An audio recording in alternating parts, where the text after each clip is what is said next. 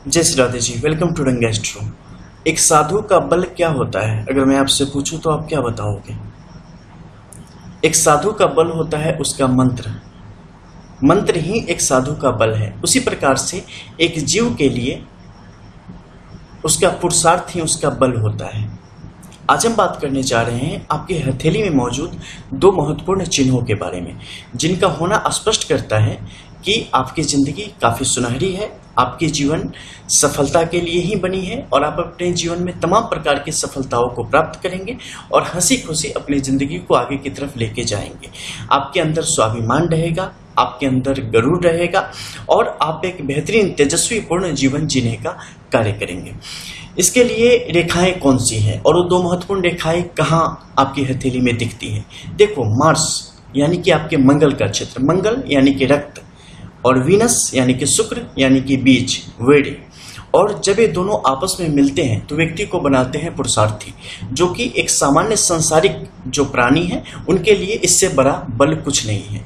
और इन दोनों की स्थिति अगर आपके जीवन में बेहतरीन है तो धन से, कुल से, बल से, हर एक तरीके से आप उन्नति करते रहेंगे और चाहे किसी भी प्रकार की बाधा आपके जीवन में आ जाए, उन सब से पार पाके आप अपने जीवन को सर्वोच्च स्तर तक लेते हुए चले जाएंगे। इसके लिए देखना क्या है? सबसे पहले देखना है आपको मंगल की रेखा। मंगल की रेखा आपके प्रथम मंगल के क्षेत्र से, यानी कि बिल्कुल इस क्षेत्र से जहां से आपकी जीवन रेखा और मस्तिष्क रेखा निकलती है, वहां से निकल के नीचे की तरफ आएगी। कई दफे इस शुक्र के निचले तल तक चलती चली जाती है। जितनी लंबी होगी और अखंडित अवस्था में होगी, जातक के लिए उतना ही बेहतर होगा। देखो, एक छोटी सी बात बताता हूँ। कई दफे जब मैं रेखाओं के बारे में चर्चा करता हूँ ना, तो कई सारे सिरफिरे लोग आ जाते हैं और बोलते हैं कि हमारे हाथ में भी ऐसी लकीरें हैं लेकिन हमें फायदा नहीं हुआ। भैया, बेटा तो केजरीवाल के चाचा को भी रहा होगा ना, वो बन गया। मोदी के चाचा को भी रहा होगा, बन गया। आपके बगल वाला जो है, आप वो बन गए, वो भी तो मनुष्य है ना, वो भी तो बेटा है। आप भी हो गए, नहीं हुए। तो देखो, रेखाओं को अच्छे तरीके से जानो, ठीक है? वैसे ही आधा अधूरा देखना, कुछ भी बोल देना तो नहीं समझ पाओगे, जिंदगी भर ऐसे ही रह जाओगे। तो हम जब बात करते हैं एक शुद्ध और सुस्पष्ट रेखा की, विकार रहित रेखा की, तो उसका मतलब होता है जो रेखा कहीं से भी खंडित ना हो, जो रेखा कहीं से भी टूटी हुई ना हो, जिस रेखा को किसी भी प्रकार की बुरी रेखा ने अपने से संबंधित ना किया हो, यानी कि क्रॉस का साइन ना हो, यवलाकृति की स्थिति ना हो, अर्धव रेखाओं ने उसे आपस में न काटा हो। जब इस प्रकार की अड़चनें नहीं रहेंगी, यानी कि इस प्रकार के जो घाव हैं, जो बीमारियां हैं, अगर इसके शरीर में नहीं लगी रही होगी, तो ये पूर्ण ऊर्जा के साथ सक्रिय रूप से जो इसका प्रतिनिधित्व है, जो इसका कंट्रीब्यूशन है, वो आपके लाइफ में करने का काम करेगी। लेकिन अगर इसके साथ बुरे सिंबल जुड़े हुए हैं, अगर किसी पेड़ को कीड़े ने खा लिया है, तो फल क्या देगा और अपने अस्तित्व को क्या बचाएगा? बिल्कुल वही अवस्था रेखाओं के साथ हो जाती है, ठीक है? तो अगर एक विकार रहित अवस्था में नीचे की तरफ आती है, जातक को आयुष्य प्रदान करती है, जातक को एक बेहतर स्वास्थ्य प्रदान करने का कार्य करती है, जातक को स्वाभिमानी बनाने का कार्य करती है, जातक को आर्थिक तौर पर समृद्ध बनाने का कार्य करती है, जातक को अकाल परिस्थितियों से बचाने का कार्य करती है। मंगल की जो ऐसी अवस्था होती है, पारिवारिक तनाव से व्यक्ति को दूर रखने का कार्य करती है और व्यक्ति के ऊपर किसी को कभी हावी नहीं होने देने का काम करती है। व्यक्ति के ऊपर किसी भी प्रकार के जादू टोना का प्रभाव भी न के बराबर ही होता चला जाता है, कुछ मामलों में तो बिल्कुल भी नहीं होता। इनफैक्ट की जहर भी इनके ऊपर थोड़ी देर से ही असर करता है। वहीं अगर शुक्र के इस क्षेत्र की बात करें तो ये जातक के अंदर विलासिता को भी भरने का काम करता है, भौतिक रूप से भी जातक को समृद्ध बनाता है और पुरुषत्व की जो शक्ति है वो भी जातक के अंदर काफी ज्यादा मात्रा में होती है। कुल वृद्धि में भी सहायक होता है जातक के लिए, जो भौतिक लाभ है, इसके अलावा जो व्यवसाय संबंधित है, लोहा संबंधित, इन सब कार्यों में जातक के लिए उन्नति के दरवाजे खोलता है। ऐसे लोग बड़े बड़े पदों पर देखे जाते हैं, बड़े बड़े कॉन्ट्रैक्टर के रूप में देखे जाते हैं और इन लोगों का जो गरुड़ होता है और इन लोगों की जो महिमा होती है, इन लोगों की जो क्षमता होती है, जो लिंक्स होते हैं, जो पावर होती है, वही इनकी पहचान होती है। इन सब में जातक को आगे बढ़ाने का काम करता है। राजनीति के क्षेत्र में भी जातक को अपार सफलता दिलाने का काम करता है। बड़े बड़े उद्योगों में जातक को ले जाने का काम करता है। देखो, बड़ी बड़ी जगह जाओगे ना, बड़ी बड़ी चीजों में जाओगे तो कुछ ना कुछ आपके आगे पीछे कुछ गलत चीजें भी लगी जाती है, तो इसके साथ बहुत सारी गलतियां भी आती है जीवन में, लेकिन उसके विषय में चर्चा नहीं करेंगे क्योंकि पॉजिटिव चीजों की चर्चा लोगों को यूट्यूब पे अच्छी लगती है। नहीं तो मोस्टली मैं निगेटिव चीजों को ज्यादा गिनाता हूं ताकि उससे दूर रहो और जीवन को बेहतर रास्ते पे रख सको। लेकिन यहाँ पे जैसे ही शुक्र यहाँ पर विकास करेगा तो इसके साथ आपको देखना है यहाँ पर कुछ अन्य लकीरों को। देखो, ये पर्वत क्षेत्र है ना, जैसे कि एक खेत है तो उसमें आप नींबू को भी पौधे लगा सकते हो और गन्ने भी लगा सकते हो, ठीक, और मिर्च के भी लगा सकते हो, सब हो जाएंगे।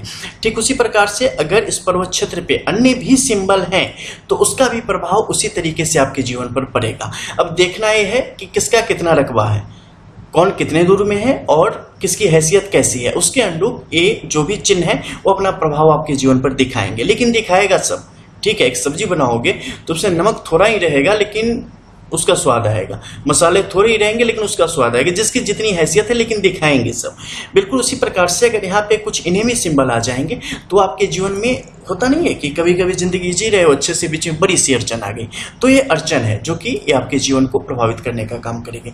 अभी देख रहे हो कि नॉर्मली जिंदगी जा रही है, बड़ी सी अपॉर्चुनिटी मिल गई, एक अच्छा सिंबल है, यानी कि इसने अपना काम कर दिया।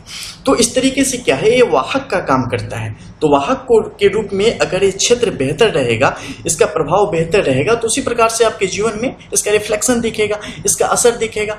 और अगर यहीं पे एक खंडित हो जाए, इसे बीमारियां घेर लेवे, सिर्फ बुरे सिंबल हो, तो उसके भी जो बुरे प्रभाव है आपके जीवन में दिखेंगे। और खासकर जब बात हो रही है बीज की, यानी कि जैसे आपका हो गया रक्त और ये हो गया बीज, तो बीज की जब बात होती है तो बहुत सारी बातें आ जाती है। विपरीत लिंग के प्रति जातक के मन के विचार भी आ जाते हैं, उसके प्रति आकर्षण की स्थिति भी आ जाती है, पूर्ण रूप से विरक्ति की स्थिति भी आ जाती है।